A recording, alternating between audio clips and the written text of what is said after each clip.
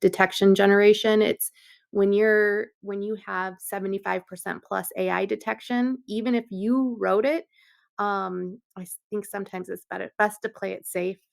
I just don't know when those tools will be used. Yeah, I mean, if you wrote it and it's 75%, one of the things I could tell you is that you've written a super generic essay.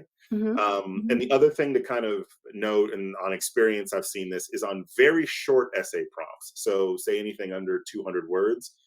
Um, the amount of dancing that you can do in a super short essay is pretty limited. So, almost everything that you write um, will be more likely to show up a false positive as AI created. So do Mhm. be careful if you like this 150 word short thing is showing that it's 60% AI. Is like again, there's only so many ways that you can describe, let's say, your last job or something like that in a really tight space. And so uh, someone Lauren asks, how can we make sure our wording is conveying emotions and passions and discussing, not just answering the prompt, especially with a limited word count. I have thoughts on that. Do you have? Uh, So this is where the human element I think is important. Have your friends read it, have your family members read it. Um, and then I like to take away the prompt as well and just say, "Hey, what am I trying to convey here? And am I doing it in a meaningful way?" Like have a set of questions. And if they're like it every person you have review your essay, you're gonna get more perspective, and fill in those gaps, to really have that compelling essay. So, I mean, that's I as that would be my advice is have others read your essay. yeah, and one of the things I would also say is that be careful about setting like emotion or compassion necessarily as a goal, because a lot of times what happens is you'll use too many adjectives and adverbs to get in the nitty gritty of writing. Instead, think about like how can you tell an authentic and compelling story. Mhm. And because the action that happens, like don't say I was passionate or I was describe and very flowery detail the emotions that you felt.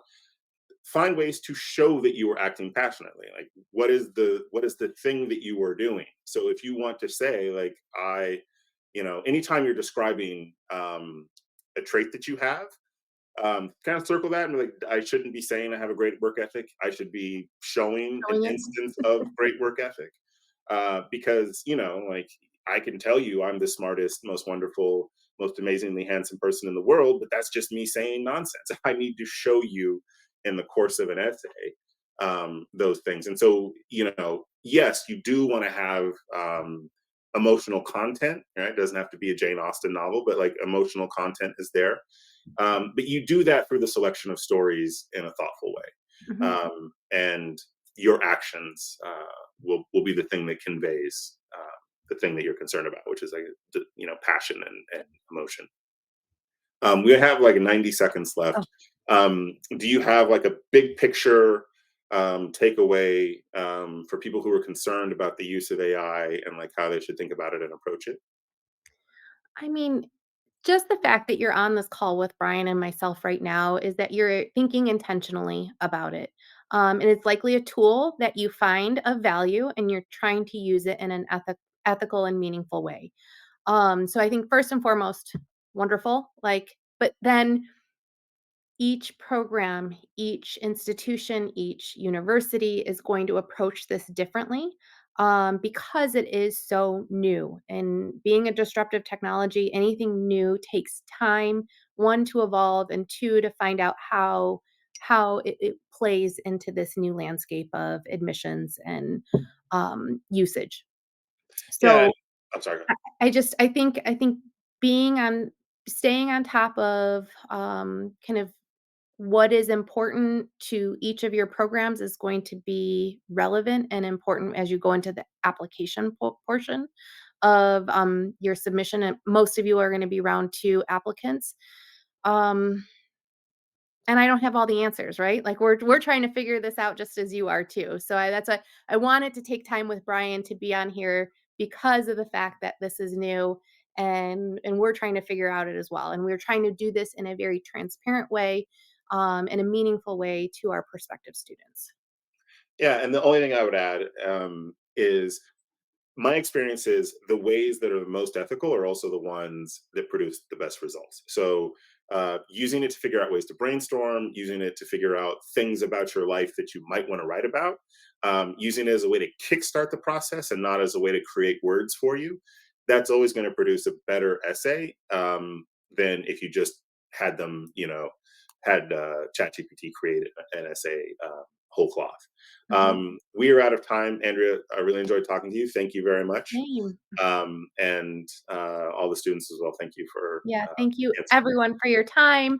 Good evening, good day, wherever you're at in the world. I really appreciate it. Um, and if you have any questions, definitely follow up with Ross. We host a number of virtual events. And as a participant, you should receive an application fee waiver from us. I just need to make sure GMAT Club will be able to provide this list to us. And as someone who, as a Michigan